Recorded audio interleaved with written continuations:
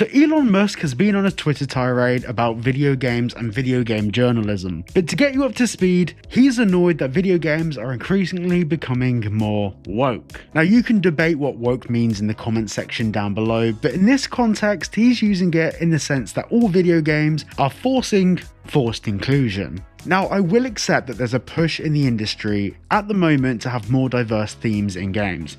Sometimes that's prioritized over a well-written story, and it can feel like it's a bit of a checklist exercise. And of course, I fully understand the concerns over this. Companies like Sweet Baby Inc. getting involved with games developers to police how diverse they are. It feels like a way to force a narrative in games. And gaming should stay well clear of politics. But unfortunately, we don't live in a perfect world. But today, Elon Musk posted a tweet about video game journalism and says who owns these terrible game publications. And essentially the original post is complaining that the current video game journalism is making gaming woke. And to explain their point, they've got screenshots of different video games including GTA 6 with some stupid woke rating over the top of it. To be clear, this game has been rated as ultra woke without anyone actually playing it. Now, you can say whatever you like about me, absolutely fine, but I would assume, now this might be a hot take boys and girls, I would assume to rate a video game, you would have to play or at least see some gameplay footage of said video game. Hot take I know, don't shoot me. So saying that woke journalism from the left side of the political spectrum is bad, while showing some clearly incorrect video game journalism from the right side doesn't sell the point. You're not helping the argument. Now, I've spoken about these issues before. Whilst I do believe that forced representation in any game is a bad idea, crying wolf about forced representation in games where there isn't any completely devalues any arguments. And when you start crying wolf and there's actually a wolf, no one's going to believe you. Now, at this point here, I want to talk about how both the left and the right are both wrong. Everyone's wrong in this scenario. In the early 2000s, right-leaning conservatism was trying to get games banned. Meanwhile, we have people like Elon Musk now saying that games being too soft is an issue. Meanwhile, he won't play GTA 5 because he doesn't want to assault police officers in the game. We have this really weird backwards and forwards contradiction between what the right is and what the left is, because the truth is, left and right is pretty much just a made up category that we've made as humans to divide people. Now, this being said, GTA 6 could end up being a game with forced representation at every single turn, where every character for some reason is gay. I don't know, but you get the idea. It could happen, but we don't know that yet. So Elon Musk is in this echo chamber of this kind of weird part of the internet where you've got people like Grums, Andy Pants and Demion, all of these sorts of characters all talking about the same sort of things, praising him as their sort of hero, being the first person to comment underneath every single one of their tweets, and it's the general narrative coming from that scene. Also, Elon's retweeted and reposted a lot of stuff from these people, so that's what we're going to directly go into now. So these people like Andy Pants and Endymion dropping hit pieces where they've entirely made stuff up means that if the game does come out with all of these issues present, no one's going to listen. I just want to add a brilliant example of why people like Andy Pants should not be believed. He did a whole video about Indiana Jones, which had gay, black and disabled in the thumbnail because he's a classy man. And in that whole video, he said how one of the lead developers was a Satanist and all of this. Basically, everything he does is hinged over religion. Everything's about religion. Everything is about pushing a narrative that things are against religion, and these games developers that are going quote unquote woke are against religion. Well, literally a week later, he went and played the game and did a whole video about how it's a brilliant game. Now, you may think, wow, fair play to the guy for going back on what he said. But the thing is in the process, he called one of the lead games developers a Satanist, and he went on a whole tirade which caused him to get harassed quite publicly on social media. And this is the thing, Andy Pants had not played Indiana Jones. So what does this mean? Does this mean that we can tarnish people's reputations all over social media? We can cause the harassment of games developers? Does this mean that we can say whatever the hell we want as long as we post another video later changing our opinion? This is a worrying precedent to set for what people like Elon Musk think is good journalism. In December, I dropped a video debunking Endymion's video on the topic and proving how he falsely accused a Rockstar Games employee of being, well, yeah.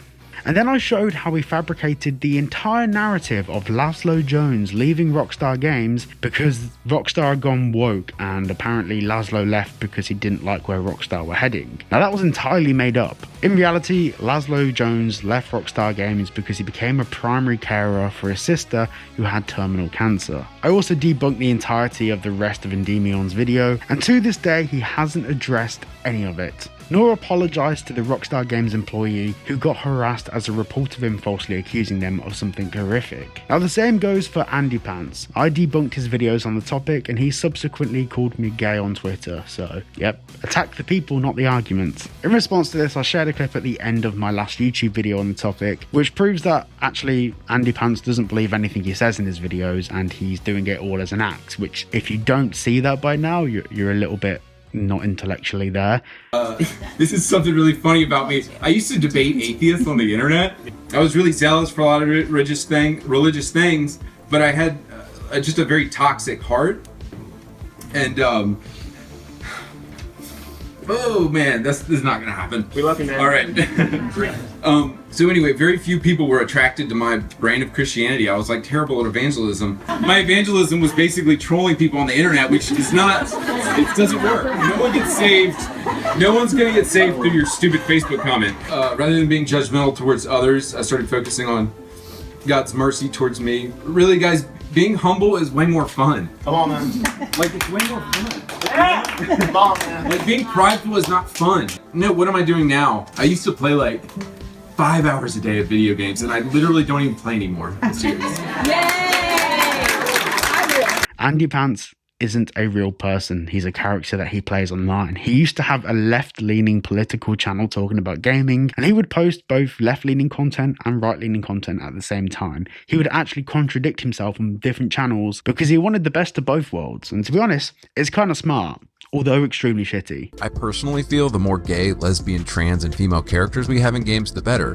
The more diverse perspectives we have in games, the better they will always be. Now, whilst of course we have to be cautious about what's in video games in terms of how video games represent us as gamers, and also whether video games are being limited by things like forced inclusion and stuff like that. Now, I'm not going to sit here and pretend like this isn't a problem in gaming. There's so many games that have come out where they've included something in the game just as a tick box exercise to make sure the game could be forward thinking or whatever they want to call it. I can understand that being problematic, and I feel like anything in a video game should be put in for the benefit of the game, not necessarily to make the game benefit a community, if that makes sense. Things being added to a story for the sake of being added to a story to meet a checklist exercise or a tick box exercise somewhere is bad for gaming. However, a byproduct of all of this is every single game that happens to have a female lead in it, or happens to have a character that is gay, or happens to have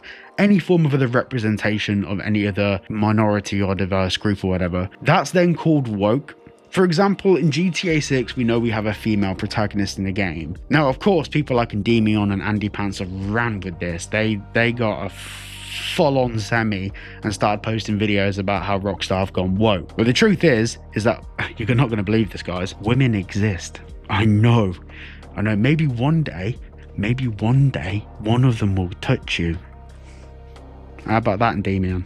How about that? But Rockstar have done everything else. They've done 3 male protagonists. They've done loads of individual male protagonists. They've done different colours of people. No one called San Andreas woke. No one called Franklin from GTA 5 woke, did they? No. And a Latina woman in Miami, Florida.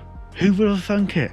Who would have thought it? Obviously, it makes perfect sense. It's another way that Rockstar can tackle the Grand Theft Auto franchise. It's another thing they can do. And it's not them being diverse and forward thinking. It's them writing a different story to any of the stories they've written before. Now, like I said before, the game could come out and it could be woke, trash, garbage, whatever you want to call it. But at the moment, we have nothing to believe that. All the leaked footage we've seen so far looks gangster. And in the trailer, there's women shaking their ass. That's not very feminist, is it? That's not very uplifting of women. It's almost like Rockstar isn't going woke. The thing is video game journalism should be commenting on games after they release. It should be things like commenting on the trailers, what we can see, and maybe try to draw some conclusions of what we could expect to see following the release of these games. But by no means should we be condemning games and games developers on a final product that we haven't seen. Like, surely that's logical. Surely that's common sense at this point. I don't know. I'm keen to hear what you guys think about this down below. I feel like Elon Musk wants to play both sides of the fence at many different points throughout this. He'll criticize people for being bad journalists for saying the things that he doesn't politically agree with, yet the people from his side of the argument will make equally bad, or if not worse, arguments, and then he'll sing their praises. It doesn't make any sense to me, and I wish it did. Thanks for watching, and I'll see you all in the next one.